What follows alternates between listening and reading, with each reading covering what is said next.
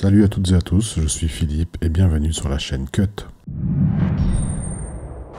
Alors aujourd'hui nous allons voir la nouvelle fonction de Final Cut, enfin une des nouvelles fonctions de Final Cut mais qui est pour moi la plus importante, c'est le suivi d'objets ou le tracker qui est enfin intégré à Final Cut. Alors c'est une fonction que les utilisateurs de Final Cut attendaient, dont moi y compris, depuis de nombreuses années. C'est cet outil qui nous permet de faire des suivis de mouvements ou d'objets dans un plan. On va attaquer tout de suite.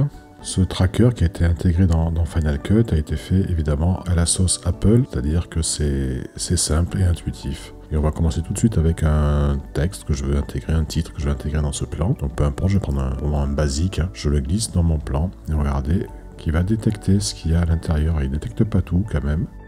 Mais là, le jogger, il détecte en tant qu'objet dans son ensemble, ou bien ici sur le visage, il va détecter, vous voyez, ici le visage. Donc, je relâche mon tracker. Je vais maintenant l'ajuster, un petit peu l'agrandir comme ça. Je vais le positionner sur le visage. Alors vous voyez également que ici, dans la timeline, je n'ai pas mon curseur au début du plan. Je suis en plein milieu du plan et que mon titre n'est pas encore calé correctement sur la durée de ma séquence, mais c'est pas grave. Je vais lancer l'analyse et regardez. C'est d'ailleurs assez rapide, hein, c'est assez impressionnant. Et hop, il repart en arrière. Vous voyez que la partie où j'avais pas mon curseur. Alors pour ceux qui connaissent un peu le tracking, sont habitués à en faire dans After Effects ou d'autres logiciels, généralement il est préférable de se mettre en début de plan pour lancer une analyse. Mais dans Final Cut, on n'a pas besoin. Il le fait tout seul. Donc maintenant que cela est fait, je vais caler mon titre, hein, dans la durée de mon plan. Vous voyez que ça suit. Si je sélectionne, vous voyez que le tracking suit bien le visage et j'ai mon texte derrière qui suit. Je peux aussi déplacer mon titre, si je veux le mettre ici, je peux, c'est pas un souci, vous pouvez le déplacer où vous le souhaitez dans l'image. De toute façon, les données de tracking ne sont pas perdues, hein, donc vous voyez que hop, voilà. Il suit mon jogger. Alors on a un effet de rotation ici qui est pas terrible. Ce que je vais faire, c'est que je vais tout de même enlever l'effet de fondu en sortie. Voilà, si je vais maintenant ici dans mon outil transformé, vous voyez que nous avons cette nouvelle icône qui apparaît. Et ce que je vais faire, je vais lui enlever la rotation, parce que je n'en veux pas, juste la position. Et maintenant, si je relance, vous voyez que ça suit. Et on n'a plus cet effet de mouvement comme ça qu'il y avait quand il y avait la rotation. Donc ça suit parfaitement. Je peux repositionner où je le souhaite. Si je veux le mettre devant ou au-dessus de sa tête, par exemple, pas de souci, ça va suivre sans aucun problème. Alors ça fonctionne également avec les générateurs. Par exemple, regardez, je vais prendre voilà, un cercle tout bête. Je vais caler ici. Je vais un peu l'arranger. Je vais mettre un cercle, je vais vider l'intérieur. Ça peut être pratique des fois si vous voulez mettre en évidence quelque chose dans votre plan. Et alors, vu que je veux le caler sur le visage, le titre je vais le déplacer, je vais le mettre là. Vu que je veux mettre en évidence par exemple le visage de ce jogger, je vais positionner hop ici sur son visage. Je vais réduire un peu la taille là, comme ceci. Je repositionne bien comme il faut. Et vu que le plan a déjà été analysé, je n'ai pas besoin de refaire de réanalyser à nouveau le plan. Je vais tout simplement ici, je vais aller piste visage. Et vous voyez que ça suit parfaitement, il n'y a aucun souci. Alors maintenant, dans ce plan-ci, par exemple, je vais vous montrer une autre utilisation aussi du tracker, et ça c'est très bien pour les gens qui font de la colorimétrie, c'est qu'on va pouvoir s'en servir pour l'étalonnage. Donc je vais aller ici dans les effets, je vais aller dans couleurs, et je vais prendre par exemple les roues de couleur. Voilà. Alors au lieu de les glisser sur mon plan comme ça, je vais venir ici, et de la même façon, je maintiens le clic de ma souris, et voilà, je vais détecter par exemple le visage, et admettons que je souhaite mettre en évidence le visage de cette jeune femme dans ce plan. Là je relâche, je vais positionner mon tracker correctement, et je vais lancer l'analyse. Bon, j'analyse le plan. Voilà, et vous voyez que si on regarde l'inspecteur ici, que j'ai un masque qui a été ajouté aux roues de couleur. Donc là ici, si j'appuie sur forme, donc j'ai bien mon masque. Alors par contre, une chose, regardez bien. Si maintenant je modifie la taille de mon masque, que je le réduis, regardez mon tracker, il a été réduit aussi. Donc là je vais faire pomme Z parce que ça je ne veux pas faire ça. Je vais ici dans forme et par contre vous voyez ici le petit bouton qu'il y a ici, je vais dissocier le masque du tracker. Et maintenant, je vais pouvoir réajuster mon masque comme je le souhaite. Je vais garder un petit peu le cou de la fille là. Comme ceci. Je vais vérifier. Vous voyez que ça suit, hein. Il n'y a pas de problème. Le masque, il suit bien. Peut-être réduire un petit peu la zone d'atténuation. Et maintenant, je vais aller un peu modifier mon plan. Donc ici, à l'extérieur de mon masque, je vais baisser l'intensité lumineuse. Je vais faire quelques petits ajustements très basiques, hein, c'est juste pour l'exemple. Maintenant, je vais retoucher à l'intérieur. Et regardez maintenant, vous voyez que j'ai mis en évidence le plan de la jeune femme. Bon, c'est pas un nettoyage très subtil, hein, c'est juste pour l'exemple. Et que ça suit parfaitement, vous voyez que si avant, après. Donc voilà une utilisation aussi qui va être très intéressante pour nous autres qui retravaillons nos plans au niveau de la colorimétrie. C'est vraiment très utile. Et vous voyez que ça marche très bien parce que la fille tourne la tête et en même temps il y a un mouvement de caméra et il n'y a pas de souci, le tracker il a suivi. Allez, on passe à la suite. Alors sur ce plan-ci par exemple, je souhaite traquer le phare. Mais admettons que bon, je ne sais pas encore trop ce que je vais intégrer dedans. Et donc je ne vais pas glisser un élément dans le plan comme j'ai fait jusqu'à présent, que ce soit un titre ou un effet de colorimétrie. Mais vous voyez qu'en bas de l'inspecteur, nous avons une nouvelle rubrique qui est la rubrique suivi. Donc je vais ajouter un tracker. Je vais modifier. Je vais le placer sur le phare ici, comme ceci. Et je vais lancer l'analyse. Voilà, c'est un plan qui bouge quand même pas mal. Donc voilà, là j'ai mon tracking qui est terminé. Alors ce qu'il y a de pratique ici, c'est qu'on peut renommer si vous faites plusieurs trackings dans une image pour pouvoir rester organisé. Donc voilà, je vais l'appeler phare, celui-ci. Je vais maintenant faire ajouter un autre sur le visage du conducteur. Alors on va voir là aussi si Final Cut, si ça fonctionne, parce qu'il y a des moments où la fille elle passe derrière avec le feu du Bengale et ça fait des effets de lumière comme ça. Donc on va voir justement si notre tracker il continue, il suit bien. Allez, c'est parti. Bon, en plus là on a un petit passage où la tête sort un petit peu du cadre.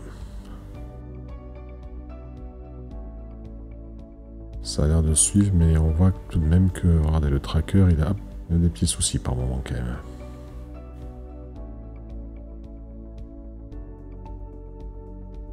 Voilà, donc celui-là on va appeler, je vais le renommer visage.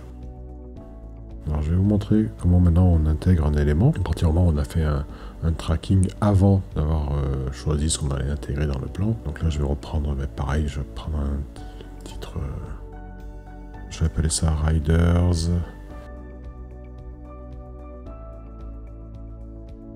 Alors maintenant que mon texte a été personnalisé, je vais l'en transformer. Et là je vais faire suivi le phare. Donc regardez. Vous voyez que j'ai mon texte qui suit bien correctement. Alors je ne souhaite pas le laisser ici parce que je vais peut-être le mettre plutôt par là ou par là. Mais ce que je vais faire, c'est que je vais venir de nouveau ici et je vais supprimer la rotation parce que je ne souhaite pas avoir la rotation. Et donc si on regarde bien, vous voyez qu'il n'y a pas de souci. Mon texte, il suit bien. Vous voyez, regardez, hop.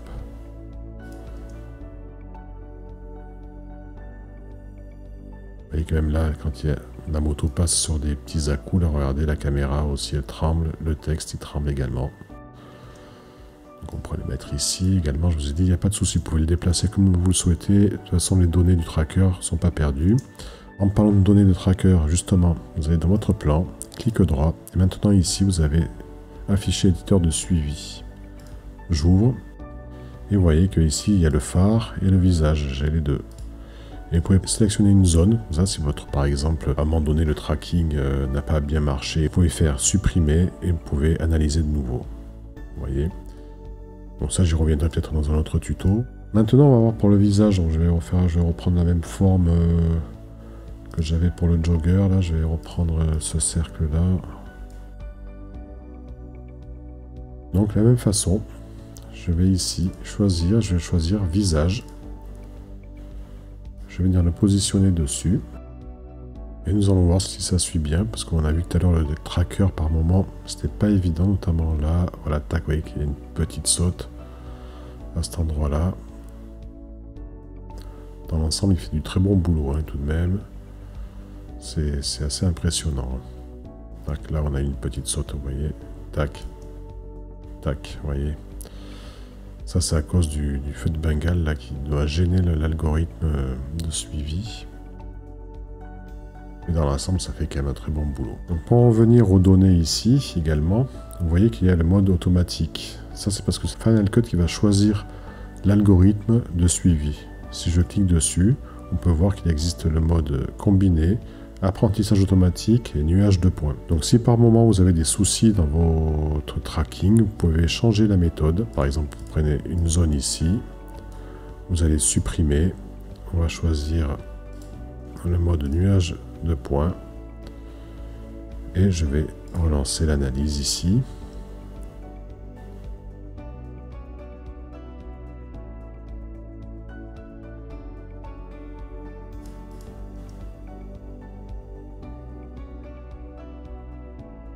Vous voyez, pas tellement de différence par rapport au précédent. Vous pouvez voir ici peut-être là quand ça saute. Voilà, ici. On va supprimer cette zone-là. On va faire... on va laisser son nuage de points. On va faire réanalyser. Et on va voir si c'est mieux ou pas.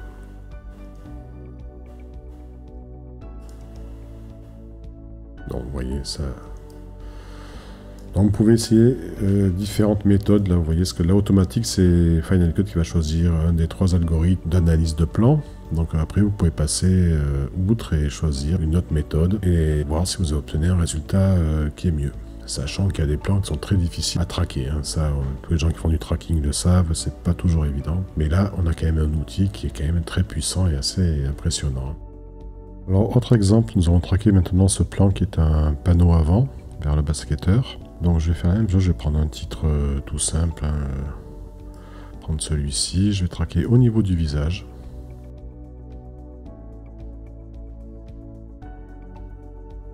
Je vais repositionner celui-ci là, et je vais aller dans transformer.